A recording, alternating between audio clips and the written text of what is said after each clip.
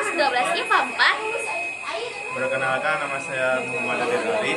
Saya Salwa Safarama Putri. Nama saya Saidatul Lutfi. Saya Saragi Salwanira. Saya Siti Faira. Selamat menyaksikan video presentasi kami. Pertumbuhan dan produksi tanaman bayam berdasarkan interval waktu pemberian air.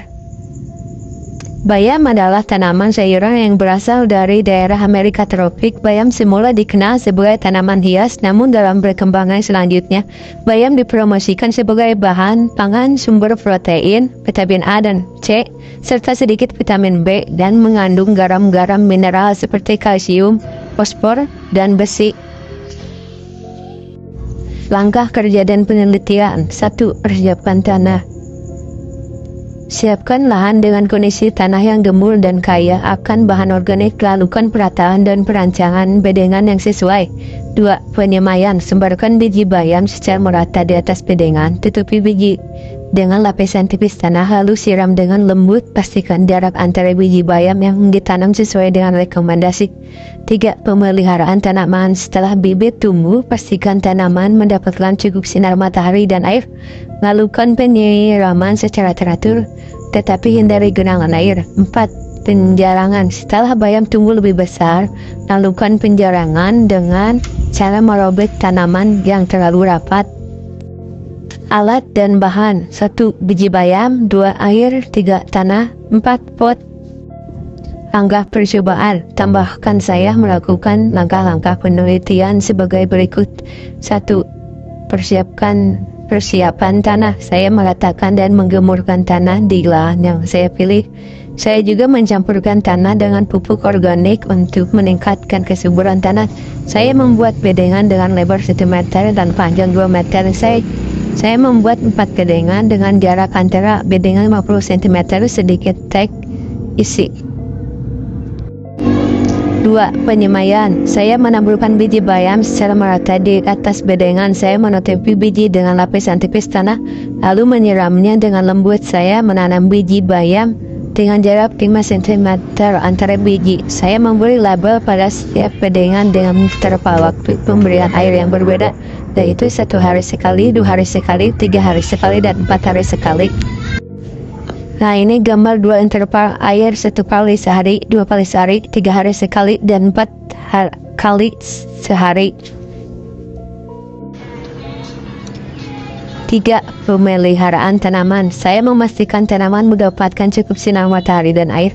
Saya menyiram tanaman sesuai dengan interval waktu yang telah ditentukan pada setiap bedengan. Saya menghindari genangan air di bedengan. Saya juga membersihkan gulma yang tumbuh di sekitar tanaman. 4. Penjarangan. Setelah bayam tumbuh lebih besar, saya melakukan penjarangan dengan cara merobek tanaman yang terlalu rapat. Saya membiarkan jarak antara tanaman yang tersisa sekitar 10 cm untuk pertumbuhan yang optimal. 5. Pemupukan. Saya juga memberikan pupuk yang mengandung nitrogen untuk mendorong pertumbuhan daun bayam yang subur. Saya melakukan pemupukan setiap 2 minggu sekali sesuai dengan petunjuk pada film. Pada kemasan pupuk. 6. Pemangkasan. Jika bayam tumbuh terlalu tinggi atau menghasilkan bunga, saya melakukan pemangkasan pada bagian tersebut. Hal ini akan membantu menjaga kualitas bayam. 7. Panen. Saya memanen bayam setelah sekitar 30 sampai 40 hari sejak penyemaian. Saya membeli daun yang terlihat segar dan sehat untuk dipanen. Saya memotong daun bayam dengan hati-hati menggunakan gunting.